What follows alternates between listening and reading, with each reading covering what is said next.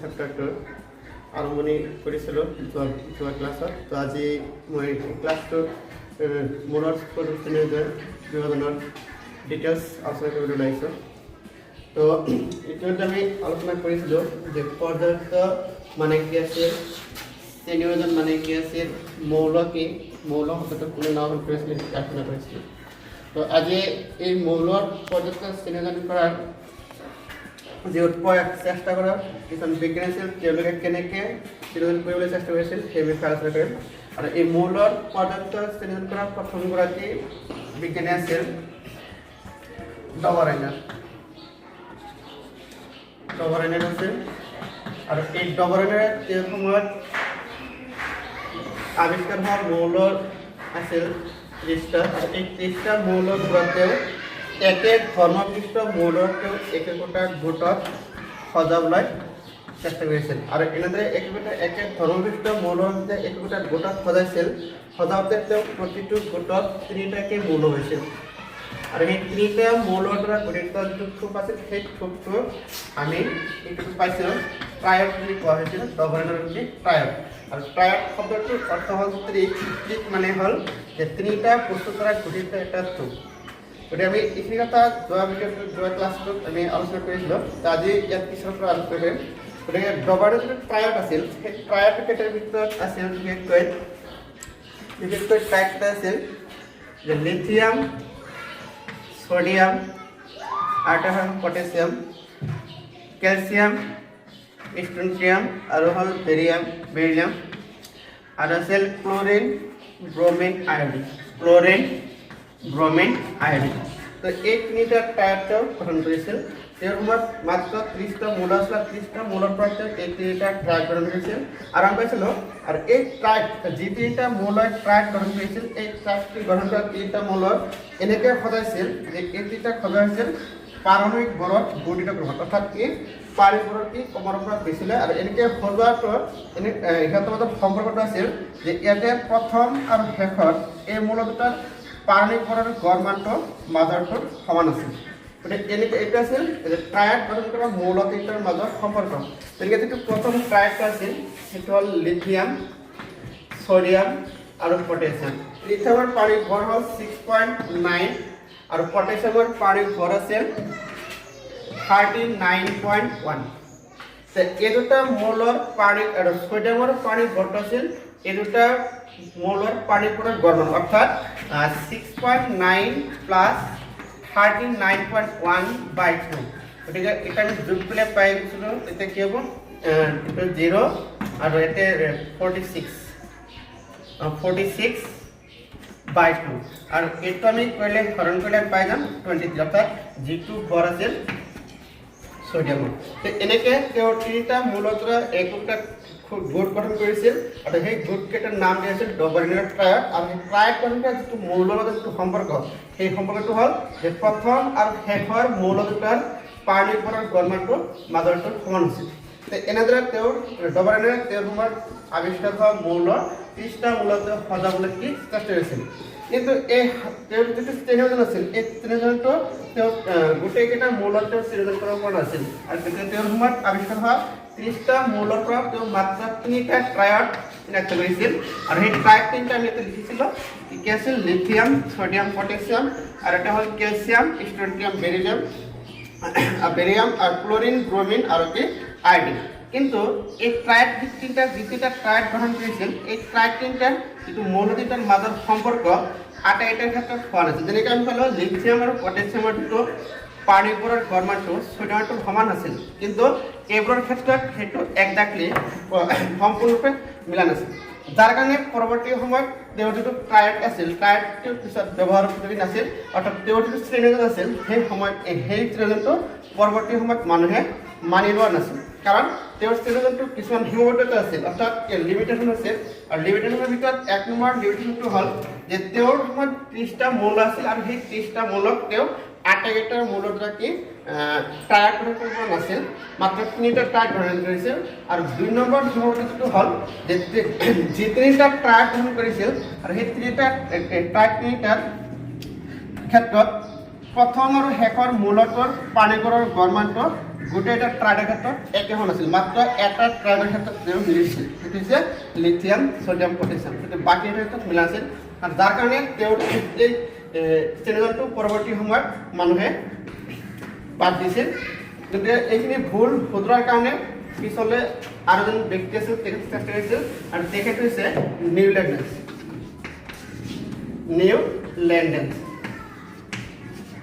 নিউলেণ্ডেন্সে কি কৰিছিল যে ডবলেটে যিখিনি ভুল হৈছিল সেই ভুলখিনি শুধৰোৱাৰ কাৰণে পৰৱৰ্তী সময়ত নিউলেণ্ডেন্সে চেষ্টা কৰিছিল মৌলবোৰক কি পৰ্যাপ্ত চিহ্নিত কৰিবলৈ। যেতিয়া নিউলেণ্ডেন্সে চেষ্টা কৰিছিল, কিন্তু তেতিয়া মৌলৰ সংখ্যা ইয়াত হৈ গৈছিল 56, অৰ্থাৎ এটা আবিষ্কাৰ হোৱা মৌল আছিল 56টা, আৰু এই 56টা মৌলক নিউলেণ্ডেন্সে তেতিয়া কৰিছিল চিহ্নিত কৰিবলৈ যত্ন কৰিছিল, চেষ্টা কৰিছিল, আৰু যত্ন কৰাত তেওঁৰ ভিত্তি আছিল, তেওঁ মৌলবোৰক সজোৱাৰ ভিত্তি আছিল পাৰমাণৱিক ভৰ। মৌলবোৰত পাৰমাণৱিক ভৰৰ ওপৰত ভিত্তি কৰি তেওঁ পাৰমাণৱিক ভৰৰ ওপৰত ভিত্তি কৰি তেওঁ মৌলবোৰক সজাবলৈ চেষ্টা কৰিছিল। কিন্তু পাৰমাণৱিক ভৰৰ ওপৰত ভিত্তি কৰি যেনে যে এটা মৌল এ আৰু এটা মৌল বি আৰু এটা মৌল চি আৰু এটা মৌল ডি এনেকৈ মৌল যি আছিল,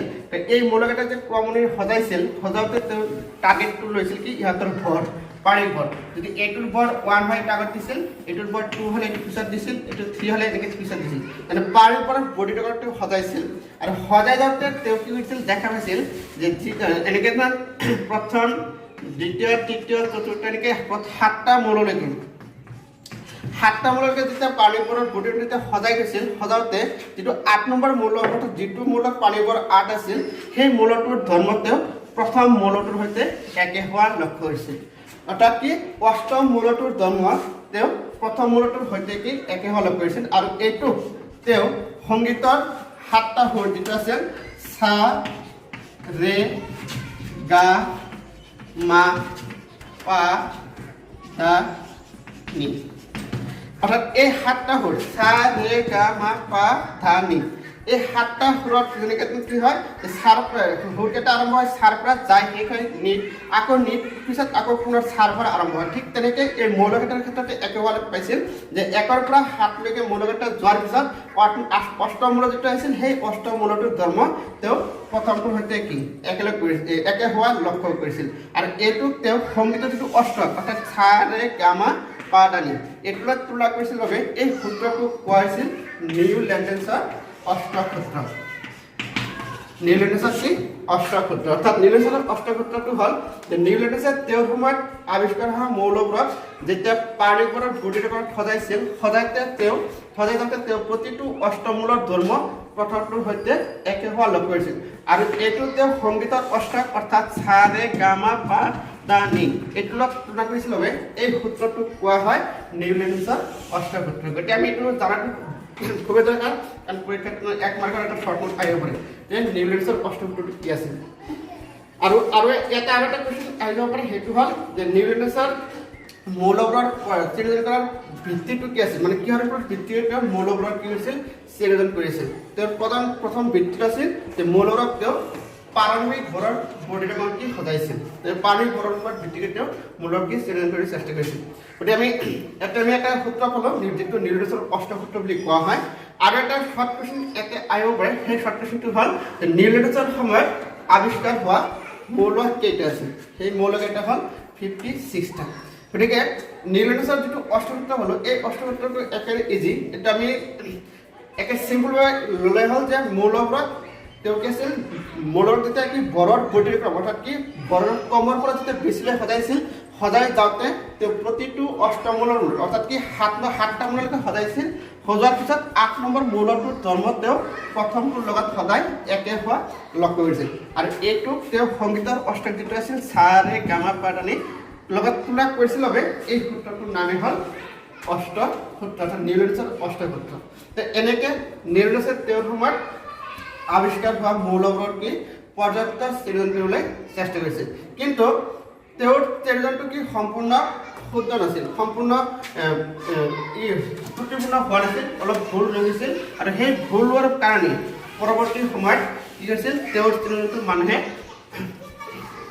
ব্যৱহাৰ কৰা নাছিল, কাৰণ তেওঁৰ কি আছিল তেওঁৰ কিছুমান আহ্বা আছিল। সেই আহ্বাৰ ভিতৰত তেওঁৰ যিটো সূত্ৰটো প্ৰথম আহ্বানটো আছিল তেওঁৰ যিটো অষ্টসূত্ৰ এই অষ্টসূত্ৰটো কেৱল ক্যালসিয়ামলৈকে প্ৰযোজ্য আছিল অৰ্থাৎ কি তেওঁ প্ৰথম 40টা মূলক কাৰণ ক্যালসিয়ামৰ ভৰ হৈছে 40 গতিকে ক্যালসিয়ামলৈকে তেওঁ কি হৈছিল সদাব পাইছিল আৰু ক্যালসিয়ামৰ পিছৰ যিকেইটা মূল আছিল সেই মূলকেইটাৰ ক্ষেত্ৰত তেওঁৰ অষ্টসূত্ৰটো প্ৰযোজ্য হোৱা নাছিল এটা আছিল তেওঁৰ প্ৰথম আহ্বান আৰু যিটো আহ্বানৰ কাৰণে পৰৱৰ্তী সময়ত মানুহে আমি নিউটনৰ অষ্টসূত্ৰৰ ব্যৱহাৰটো প্ৰচলন বন্ধ হৈছিল এইটো আছিল তেওঁৰ প্ৰথম আহ্বান আৰু 2 নম্বৰ আহ্বানটো আছিল তেওঁৰ এটা ধাৰণা আছিল যে প্ৰকৃতিত তেওঁ 56টা মৌল থকা বুলি জানিছিল আৰু পৰৱৰ্তী সময়ত কোনো মৌলৰ আৱিষ্কাৰ নহ'ব বুলি কৈছিল মানে তেওঁৰ অৰ্থাৎ তেওঁৰ সময়ত প্ৰকৃতিত এই 56টা মৌলৰ বাহিৰে আৰু কোনো মৌলৰ আৱিষ্কাৰ নহ'ব এইটো তেওঁ ডাইৰেক্ট কৈ দিছিল আৰু 3 নম্বৰ আহ্বানটো হ'ল যে তেওঁৰ যিটো শ্ৰেণীজন আছিল সেই শ্ৰেণীজন আছিল একেটা স্থানতে মৌলকেইটা সজাইছিল সদায়তে তেওঁ একেটা স্থানতে কি আছিল দুটাকৈ মৌলৰ স্থান দিছিল অৰ্থাৎ যেনেকৈ যে ইয়াতে যিটো আমাৰ প্ৰথম শাৰী আছিল যিটো চাহ শাৰীটোত ইয়াতে মৌলকেইটা আছিল যে হাইড্ৰজেন ক্লৰিন তাৰপিছত আছিল কোবাল্ট আৰু নিকেল আৰু আছিল ব্ৰমিন মানে এইটো এটা কিছিল তেওঁ একেটা ঠাইতে দুটা মৌলকে স্থান দিছিল এটা আছিল তেওঁৰ তৃতীয়টো আহ্বান গতিকে কি আছিল যে তেওঁৰ তৃতীয়টো আহ্বান আছিল যে তেওঁৰ শ্ৰেণীজন কি আছিল একেটা ঠাইতে দুটাকৈ মৌলক স্থান দিছিল তাৰ উপৰিও এনেকুৱা মৌল আছিল যিবিলাক মৌলৰ ধৰ্মৰো মিল নাছিল কাৰণ ইয়াতে হাইড্ৰজেন ক্লৰিন এইবোৰ হ'ল অধাতু আৰু কোবাল্ট নিকেল এইবোৰ হ'ল ধাতু বস্তু গতিকে ইয়াতে ধৰ্মৰ মিল নথকা মৌলবোৰক কি আছিল একেটা শাৰীতে তেওঁ অন্তৰ্ভুক্ত কৰিছিল এটা আছিল তেওঁৰ তৃতীয়টো ভুল অৰ্থাৎ তৃতীয়টো আহ্বান আৰু এই আহ্বানসমূহৰ কাৰণে পৰৱৰ্তী সময়ত মানুহে কি আছিল তেওঁৰ অষ্টসূত্ৰটো প্ৰয়োগ ব্যৱহাৰ সেই ব্যৱহাৰটো মানুহে বাদ দিছিল তো এনেকৈ নিউটনে মৌলবোৰক কি স্থিৰজন কৰিছিল কৰাৰ পিছত তেওঁ এটা সূত্ৰ আছিল আৰু তাৰপিছত আমি নিউটনৰ যিটো আহ্বান এইখিনি পালোঁ আৰু এই আহ্বানসমূহ দূৰ কৰিবলৈ পৰৱৰ্তী সময়ত আৰু এজন বিজ্ঞানীৰ চেষ্টা হৈছিল আৰু সেইজন বিজ্ঞানী হ'ল ডিমিট্ৰি আইভানোভিচ মেন্ডেলিভ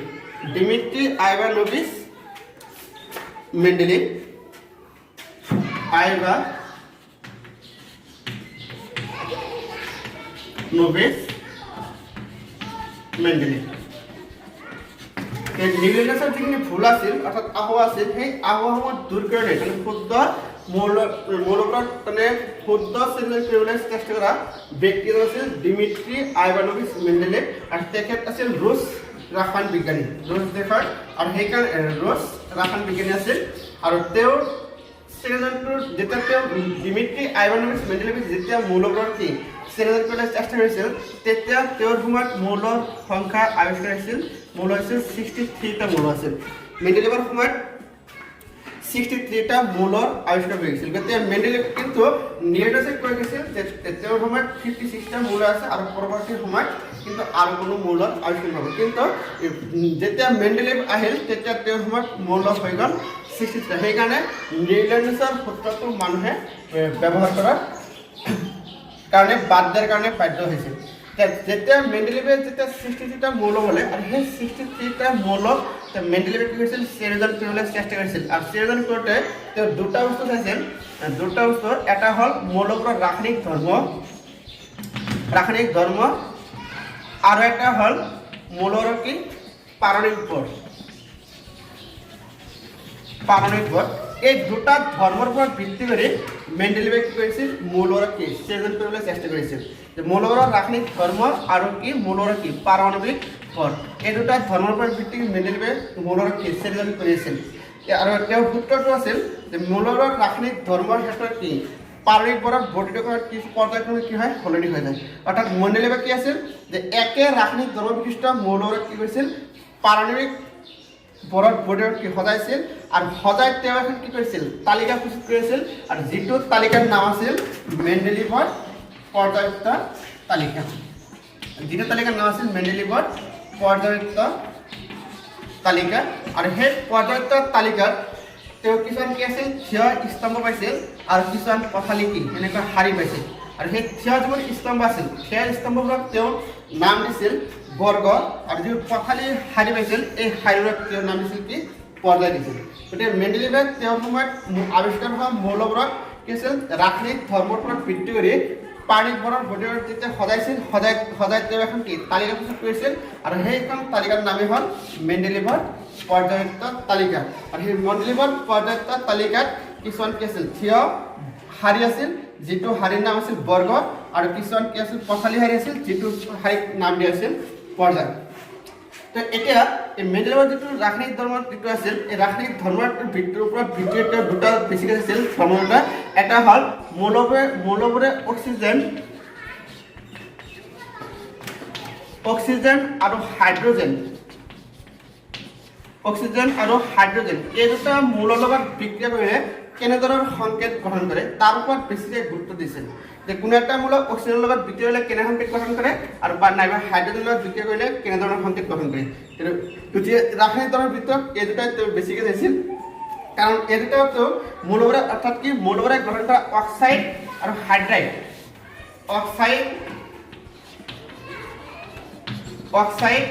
হাইড্ৰাইড এই দুটা ধৰ্মটো বেছিকৈ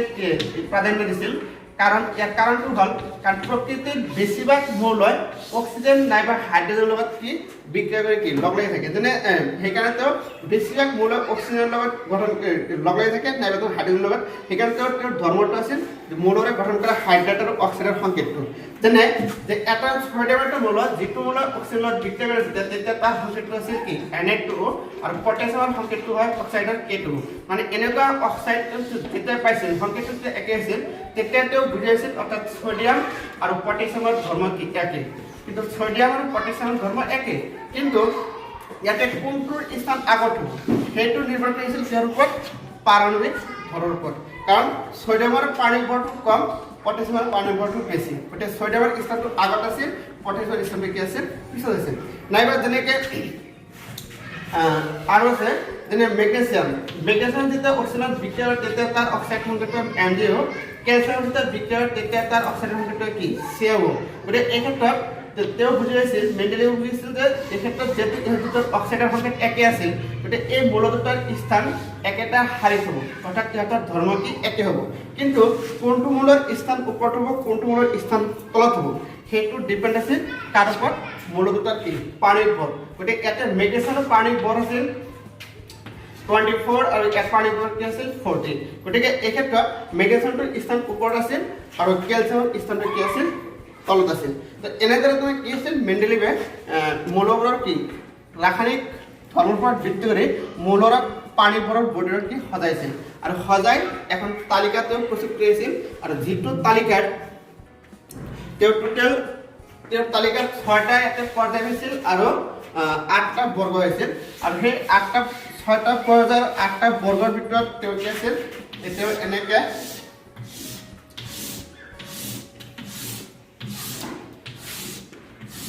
এনেকৈ থিয় শাৰী পাইছিল দিছিল আৰু কিছুমান পথালিকা শাৰী পাইছিল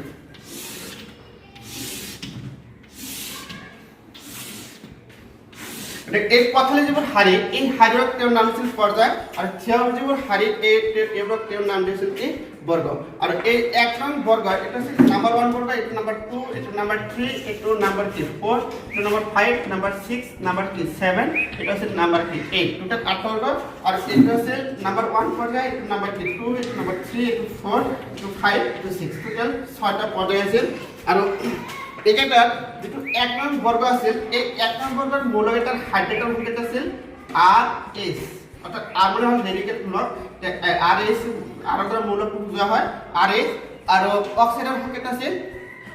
R2O গটে এতে যদি কোনো একটা মৌলকে 1 নং বর্গত আছে তেতে তার সংকেতটো হ'ব হাইড্রোজেন সংকেতটো হ'ব RS মানে কি সেটা এতে আমার সোডিয়াম আছে 1 নম্বৰত সোডিয়ামটো আছে গটে সোডিয়ামৰ হাইড্ৰোজেন সংকেতটো কি হ'ব NaH আৰু সোডিয়ামটো অক্সাইডৰ সংকেত হেতু হ'ব Na2 গটে এর ক্ষেত্রে কি আছে প্রথম বর্গটো হাইড্রোজেন সংকেত RS আর দ্বিতীয় বর্গ অক্সিজেন কি আছে প্রথম বর্গ R2O আর দ্বিতীয় বর্গ হাইড্রোজেন সংকেত কি আছে RS2 এটা আছে হাইড্রোজেন সংকেত আর অক্সাইডের সংকেত কি আছে RO আর তৃতীয় বর্গ হাইড্রোজেন সংকেত আছে RS3 কিন্তু অক্সাইডের সংকেত কি আছে R2O3 চতুৰ্থ বৰ্গৰ হাইড্ৰজেন সংকেত কি আছিল RH4 আৰু অক্সাইডৰ সংকেত আছিল RO2 আৰু পঞ্চম বৰ্গৰ হাইড্ৰজেন সংকেতটো হ'ল RH3 আৰু অক্সাইডৰ সংকেতটো আছিল R2O5 ষষ্ঠ বৰ্গৰ অক্সাইডৰ সংকেতটো হ'ল RO3 অক্সাইডৰ সংকেত হ'ল RO3 আৰু হাইড্ৰজেন সংকেত হ'ল RH2 আৰু সপ্তম বৰ্গৰ অক্সাইডৰ সংকেত হ'ল R2O7 আৰু হাইড্ৰজেন সংকেত কি আছিল RH আৰু অষ্টম বৰ্গটোৰ অক্সাইডৰ সংকেত আছিল RO4 আৰু হাইড্ৰজেন সংকেত নাছিল এতে গতিকে এনেকে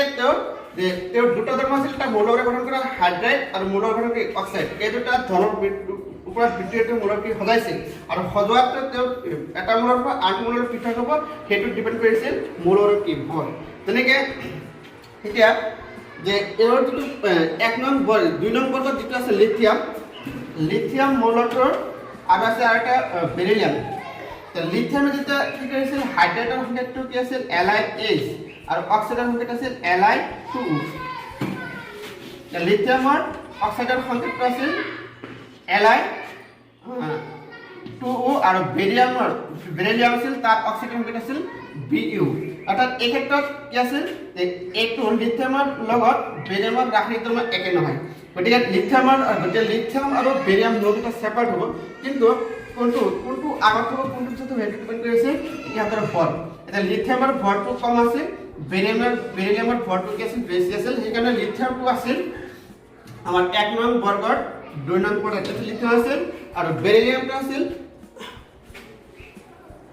2 নং বৰ্গত ইয়াতে বেৰিলিয়াম আছিল মানে এই দুটা কি আছিল দুটা ভাগ হৈছিল কাৰণ ইহঁতৰ ৰাসায়নিক ধৰ্ম কি বেলেগ আছিল কিন্তু কোনটো আগত হ'ব কোনটো পিছত হ'ব সেইটো ডিপেন্ড কৰিছিল ইহঁতৰ কি ভৰ যিটো ভৰ কম আছিল সেইটো আগত আছিল যিটো ভৰ বেছি আছিল সেইটো পিছত আছিল ঠিক তেনেকে লিথিয়ামৰ পিছত ইয়াতে তলত ঠাই আছিল সোডিয়াম মানে ইয়াতে একেটা হাইট আছিল মানে কি লিথিয়াম আৰু সোডিয়ামৰ ধৰ্ম দুটা কি আছিল একে আছিল কাৰণ ইহঁতৰ অক্সাইড আৰু হাইড্ৰজেন সংকেত একে কিন্তু লিথিয়ামৰ ভৰটো কম সোডিয়ামৰ ভৰটো বেছি কাৰণে ইহঁতৰ স্থানটো এটা ওপৰত আছিল এটা তলত আছিল আৰু কিন্তু বৰ্গ একেটা আছিল মানে কি ইহঁতৰ ধৰ্ম কি একে আছিল ঠিক তেনেকে বেৰিলিয়ামৰ পিছত ইয়াতে আছিল মৌলটো মেগনেছিয়াম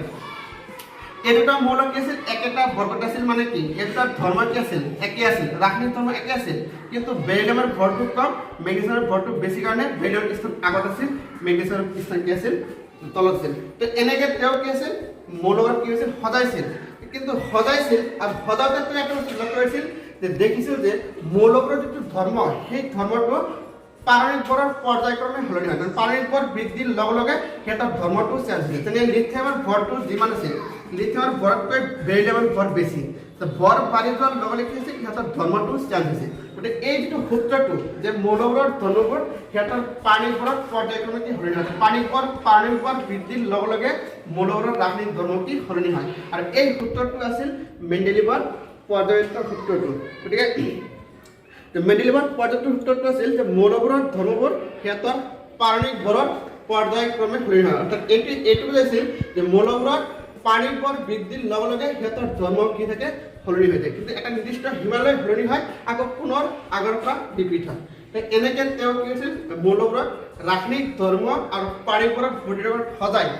তেওঁ এখন তালিকা প্ৰস্তুত কৰিছিল যিটো তালিকা হ'ল আছিল এইটোৱে আৰু সেই তালিকাটোৰ নাম আছিল মেণ্ডেলিভৰ পৰ্যায়ক্ৰম তালিকা পৰীক্ষাত আমি ইয়াতে আমাৰ এই তালিকাৰ পৰা কিছুমান শৰ্ট কুৱেশ্যন আহিব পাৰে এই তালিকাটোৰ পৰা সহায় লৈ আমাক কিছুমান মৌলৰ অক্সাইড নাইবা হাইড্ৰাইডৰ সংকেত ওলাব দিব পাৰে অক্সাইড নাইবা হাইড্ৰাইড এই দুটা সংকেত ওলাব পাৰে যেনেকৈ আমাৰ কাৰ্বন যে কাৰ্বনৰ কি কোৱা হয় কাৰ্বনৰ অক্সাইডৰ সংকেত কি কাৰ্বনৰ অক্সাইডৰ সংকেত কি কাৰ্বন মৌলটো আছে ইয়াত কাৰ্বন মৌলটো আছে 2 নং পৰ্যায়ৰ 4 নং বৰ্গত আছে কাৰ্বন মৌলটো আমি অক্সাইডৰ সংকেত হয় গটে আমাৰ 4 নং বৰ্গৰ অক্সাইডৰ সংকেত কি আছে R2 গটে R ঠাইত C হ'ব অৰ্থাৎ কাৰ্বনৰ অক্সাইডৰ সংকেত কি হ'ব CO2 আৰু কাৰ্বনৰ হাইড্ৰাইডৰ সংকেত কি আছিল এটা RH4 মানে কি হ'ব CH4 গটে পৰীক্ষাত এনেকে দিব পাৰে যে মেণ্ডেলিভৰ পৰ্যায়ক্ৰম তালিকা ব্যৱহাৰ কৰি